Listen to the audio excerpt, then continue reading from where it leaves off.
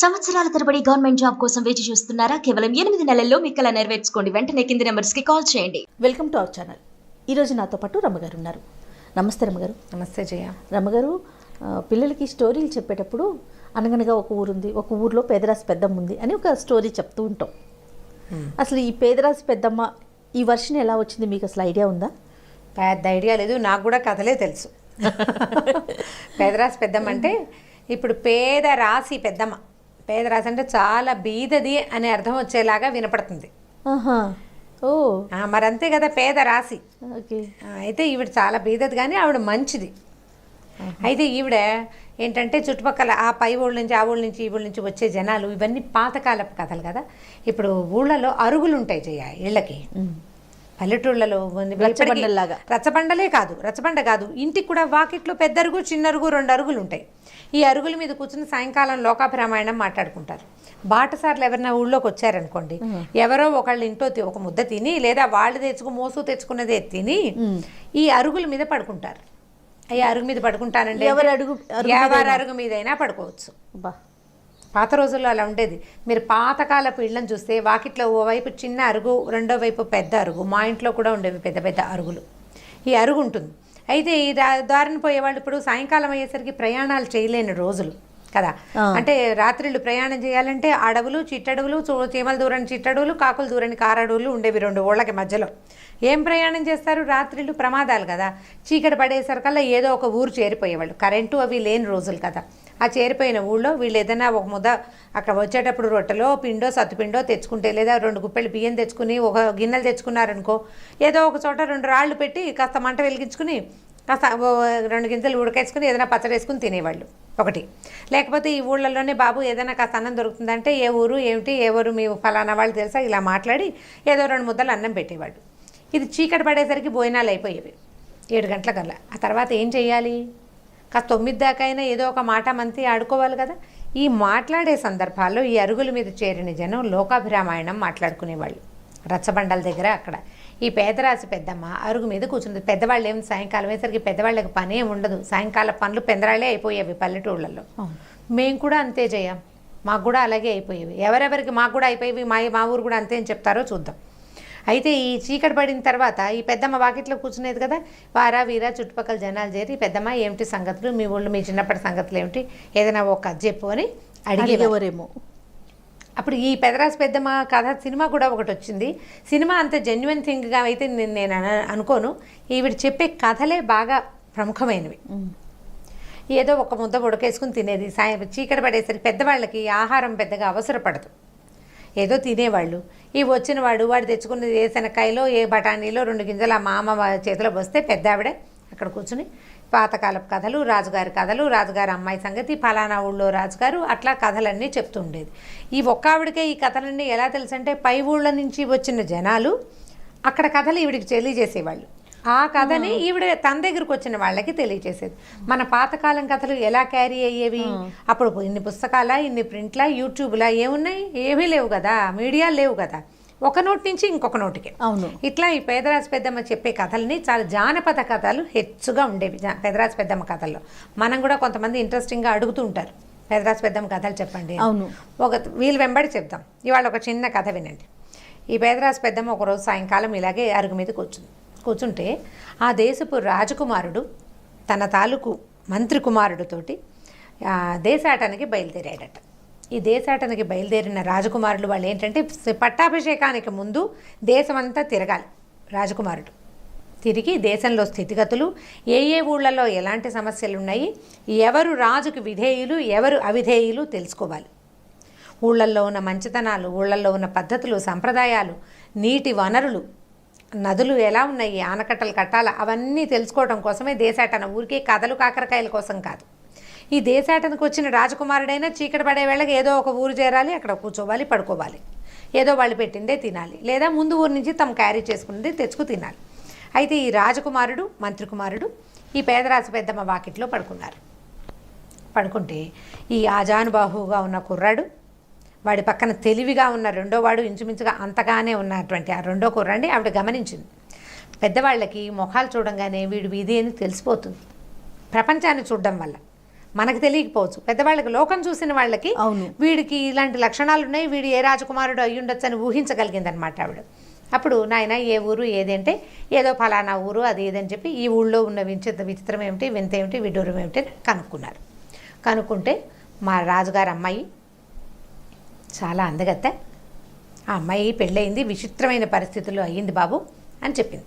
చెప్పేసరికల్లా ఏమిటి ఆ విచిత్రం ఏం జరిగిందవ్వా సరిగా చెప్పమంటే, ఇక్కడికి దూరంగా ఉన్న విదర్భరాజులు రాజుగారికి ఓ కొడుకున్నాడు. అయితే అతనికి చాలా కాలం వివాహం కాలేదు. వివాహం కాకపోతే అబ్బాయి ఏం చేశాడు, వివాహం చేసుకోలే. ఆయనకి ఏమని ఉండేదంటే ఒక ఊహా సుందరి ఉందట అతనికి. తన ఊహల్లో ఉన్న అమ్మాయి దొరికితేనే పెళ్లి చేసుకోవాలని అనుకున్నాడు. ఊహలో ఉన్న పిల్లే కావాలి అతనికి. ఊహలో ఉన్న పిల్ల కావాలంటే ఏ పటం తెప్పించినా రాజకుమార్తెల పటాలు వచ్చేవి, ఏ పటం తెప్పించినా నచ్చదు ఈ అబ్బాయికి, నచ్చటల్లా. నచ్చకపోతే సరే ఏమైందట, కొంతకాలానికి అందరూ ఇంకెప్పుడు పెళ్లి చేసుకుంటావు, నువ్వు ఎప్పుడు పట్టాభిషేకం చేసుకుంటావు, పెళ్ళి అవ్వాలి, పట్టాభిషేకం అవ్వాలి అందరూ అడుగుతుండేవాళ్ళు. అయితే ఇతను ఒక రోజు ఏమైందట, ఏదో పక్క ఊరికే తన సిటీలో కాకుండా చుట్టుపక్కల టౌన్లలో గుర్రం వేసుకుని తిరుగుతుంటే ఒక చిత్రకారుడి ఇంటి వాకిట్లో, అంటే వాడు పటాలు అమ్ముతాడనమాట, బొమ్మలు వేసి అమ్మేవాడి వాకిట్లో ఒక పిక్చర్ కనపడింది అతనికి. ఆ కనపడ్డ ఫోటో ఏ పిక్చర్ అయితే ఏ చిత్రాన్ని అయితే అతను చూశాడో అది అచ్చు అతని ఊహాసుందరిలాగానే ఉండేసరికల్లా ఇందుకి ఏమో ఈ పటం ఎక్కడిది, నువ్వు ఎక్కడి నుంచి వేసావు, ఎవరిని చూసి వేసావంటే, కాదండి ఇది కుంతల దేశపు యువరాణిది. అయితే ఈవిడ ఈ అమ్మాయి చాలా అందగత్తె, ఒక చిత్రకారుడు మన ఊరు వాడే, అన్ని దేశాలు తిరుగుతూ రాజకుమార్తెల ఫోటో బొమ్మలు వేసేవాడు. రాజుగారు, ఆ కుంతల దేశపు రాజుగారు అమ్మాయి పటం గీయించాడండి. గీసిన తర్వాత నా కూతురంత అందంగా లేదని ఆ పిక్చర్ని ఆయన తీసుకోలే. అంటే ఇంతకన్నా అందంగా ఉంది నా కూతురు అందం పూర్తి స్థాయిలో నువ్వు దింపలేకపోయావని అతన్ని పంపించేశాడు. అతను వచ్చేటప్పుడు ఈ పిక్చర్ని చేత్తో పుచ్చుకొచ్చి ఏదో ఒక ధరకి అమ్మి పెట్టమని ఇక్కడ పెట్టాడండి అని చెప్పాడు. అయితే ఈ కుర్రాడు ఈ పిక్చర్ని చూడగానే చాలా సంతోషం వేసేసింది. సరే నాకు దొరికింది కదా, ఈ అమ్మాయి కుంతల దేశపు యువరాణిని తెలుసుకున్నాడు. ఆ కుంతల దేశంలోనే మన పేదరాజు పెద్దమ్మ ఉంది. ఈ యువరాణిని పెళ్లి చేసుకున్నాడు. పెళ్లి చేసుకుంటే సరే, పెళ్లి చేసుకోవడానికి అప్పట్లో ఏం చేసేవాళ్ళు, విదర్భ రాజ్యం ఎక్కడో ఉంది, కుంతల దేశం ఇంకెక్కడో ఉంది. ఈ వెళ్ళి వచ్చి ముందు రాజుగారు వెళ్ళి చూసొచ్చి, కుర్రాడు వెళ్ళి చూసొచ్చి, మళ్ళీ రాజుగారు వచ్చి ఈ గోలంతా ఎందుకని అబ్బాయిది ఒక పటం గీయించి అతని కత్తి ఇచ్చి పంపించారు. కత్తి ఇచ్చి పంపించారనమాట. అప్పట్లో కత్తికి బాసికం కట్టి పెళ్లి చేయడం ఒక పద్ధతి ఉంది. రాజుగారి కత్తిని పంపిస్తారు ఆ ఊరు, కత్తితోటి సాంగంగా వివాహం జరిపిస్తారు. పెళ్ళైపోయినట్టే అమ్మాయిని ఇక్కడికి తీసుకొస్తారు. శాస్త్రోక్తంగా ఇక్కడ శాంతి కళ్యాణం లాంటిది ఏదో జరుపుకుని అమ్మాయిని భర్తకి అప్పచెప్పేస్తారనమాట. ఎక్కువ దూరం ఉన్న రాజ్యాల్లో ఈ పంథ నడిచేది. కత్తికి బాసికం కట్టి పెళ్లి చేసేవారు. ఈ రాజకుమారుడి తాలూకు చిత్రపటము, కత్తి రెండు కుంతల దేశానికి, అంటే మా దేశానికి వచ్చినాయి అని చెప్పింది పెద్దమ్మ. ఇక్కడికి వచ్చినాయి. వస్తే ఏమైంది, అమ్మాయి చూసింది, రాజుగారు చూసాడు, అబ్బో పిల్లవాడు చక్కగా ఉన్నాడు, బాగున్నాడు, రాజకుమారుడు, విదర్భ రాజకుమారుడు అనుకుని వాళ్ళు ఏం చేశారు, ఆ కత్తికే బాసికం కట్టించి పద్ధతి ప్రకారం పెళ్లి చేసేశారు. పెళ్లి చేసేసిన తర్వాత ఏం చేశారు, ఆ పెళ్లి కూతురు పేరు మంగళాదేవి. ఈ మంగళాదేవిని సర్వమంగళాదేవి అలా పిలిచేవాళ్ళు, మంగళ అని పిలిచేవాళ్ళు. ఈవిడ్ని ఆవిడ తాలూకు పరివారంతో సహా ఈ విదర్భ రాజ్యానికి పంపించారు.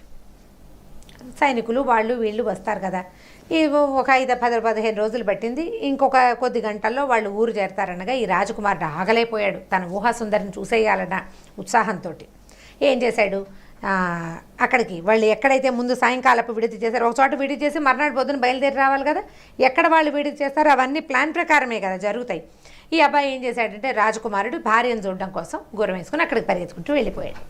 వెళ్ళిపోతే ఏమైంది, ఈవిడేమో లోపల అంతఃపురంలో వాళ్ళకి ఏదో డేరా కట్టారు, ఆవిడ లోపల ఉంది. ఈవిడేం చేశాడు, చుట్టుపక్కల ఉన్న సైనికుల్లో ఒక సైనికుడిని పట్టుకున్నాడు. ఏమో మీ రాజకుమార్తె చాలా అందగత్తెట కదా, నేను ఆవిడ చూడడానికే వచ్చాను, ఏది చూపించవా అని అడిగాడు. అడిగేసరికల్లా వాడు ఏం చేశాడు, వాడు కొంచెం కొంటెతనానికి, వాడు కొంచెం అల్లరివాడనమాట సైనికుడు. గుంపుగా వస్తున్నటువంటి చిలకత్తెల్లో కాస్త గైరుగా కొంచెం నగలు పెట్టుకుని ఉన్న అమ్మాయిని, అదిగో ఆవిడే సర్వమంగళాదేవి అని చూపించాడు. చూపించేసరికి ఈయన తెల్లబోయాడు.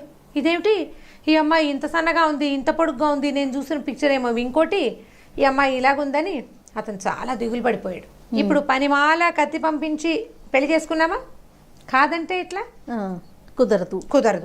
అయ్యో నా ఊహా సుందరిని పెళ్లి చేసుకోలేకపోయానని చాలా దిగులతోటి అతను కాస్త వెనక్కి వెళ్ళిపోయాడు, ఇంటికి వెళ్ళిపోయాడు. తెల్లవారేసరికల్లా రాజకుమార్తె అత్తవారిల్లు చేరిపోయింది. ఇల్లు చేరిపోతే ఈయన ఏం చేశాడు, ఈ రాజకుమారుడు మధ్యాహ్నం సాయంకాలం అయ్యేదాకా ఈ అమ్మాయిని చూడడానికి రాకుండా సాయంకాలం నేను వస్తున్నాను, దీపాలన్నీ ఆర్పేయండి, దీపాలు వెలిగించద్దు, రేపు పగటిపూట రాజకుమార్తె నా కంటపడ్డానికి వీల్లేదు అని శాసనం చేశాడు. ఆయన చీకట్లో వచ్చేవాడు, చీకట్లో భోజనం చేసేవాడు, చీకట్లోనే భార్యతోటి స్పెండ్ చేసి వెళ్ళిపోయేవాడు. పగలు ఎప్పుడూ భార్యను చూసేవాడు కాదు. ఎందుకంటే ఊహాసుందరిని పెళ్లి చేసుకోలేకపోయాను, ఆల్రెడీ చేసుకున్న పెళ్లతో ఎలాగోలాగా ఈ అమ్మాయితోటి కాపురం చేయాలి, ఎందుకంటే కత్తి పంపించి ఇంకో రాజకుమార్తెను తెప్పించాము, ఇప్పుడు కాదు కూడదంటే రాజ్యాల పాట పోతుంది, వాళ్ళు అవమానపడతారు, అది చేయకూడని తప్పుగా భావించి భార్యని చూడకుండా మేనేజ్ చేసుకునేవాడు. ఇలా జరిగింది.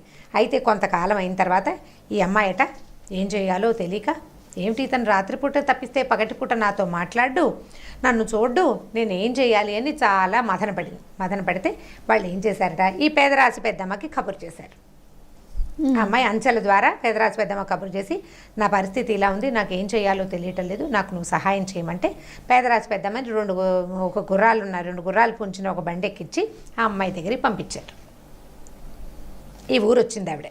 వస్తే పేదరాశి పెద్దమ్మ ఏమందంటే, ఇతను పగలు చూడట్లేదు అంటే ఏదో ఉంది కారణం, కావాలని చేసుకున్నాడు, ఈ అమ్మాయే కావాలని చేసుకున్నాడు కదా, ఏదో కారణం ఉందమ్మా, అసలు పగటిపూట అతను ఎక్కడుంటాడో కనుక్కుంటానని ఒక ముసలి దాది సహాయంతో ఈ రాజకుమారుడు ఎక్కడుంటాడంటే అతను ఎప్పుడూ గోశాలలో స్పెండ్ చేస్తాడు, ఆయనకి గోవులంటే ఇష్టం.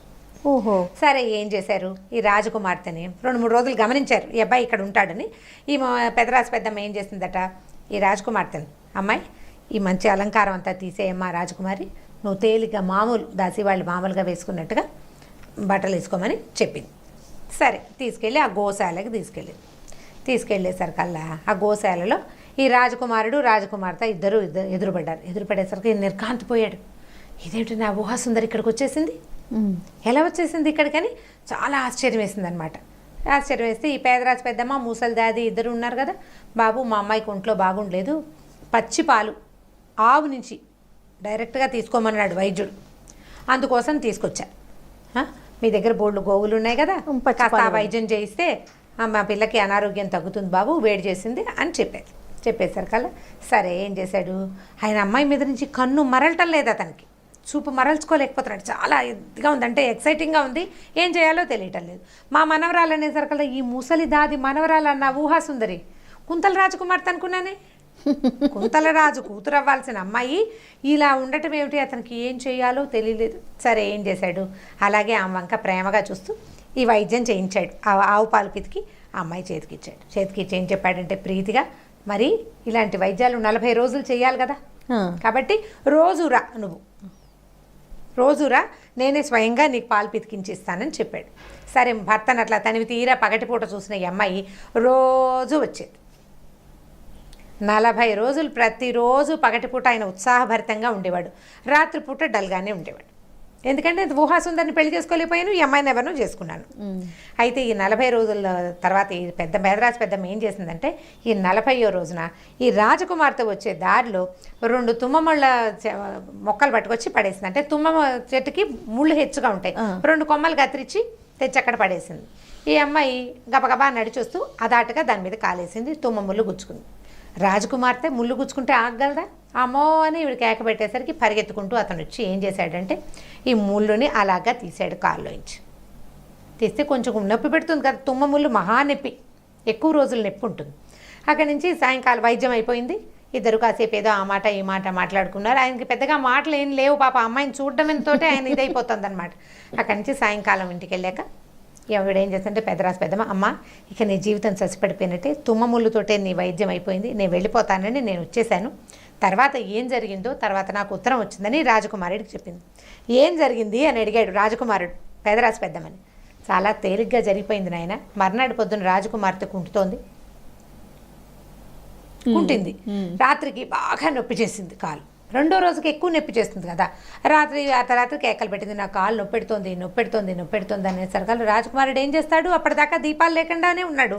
ఇక పిసుకుపుట్టి ఈ అమ్మాయి ఏడుస్తుంటే ఏం చేస్తాడు, భార్య కదా, అందుకని దీపం తెండిరా అని కేకేశాడు. దీపం పుచ్చుకొచ్చేసరికల్లా కాల్లో ఏం దిగింది అని ఆ కాలు పట్టుకున్నాడు.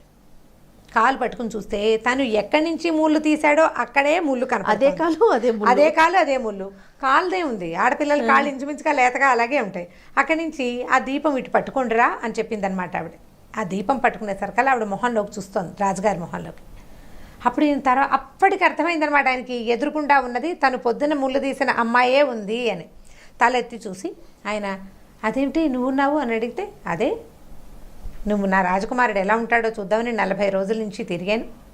పొద్దున చూసిన అమ్మాయే నాతోటి రాత్రి ఉందని నువ్వు తెలుసుకోలేకపోయావు.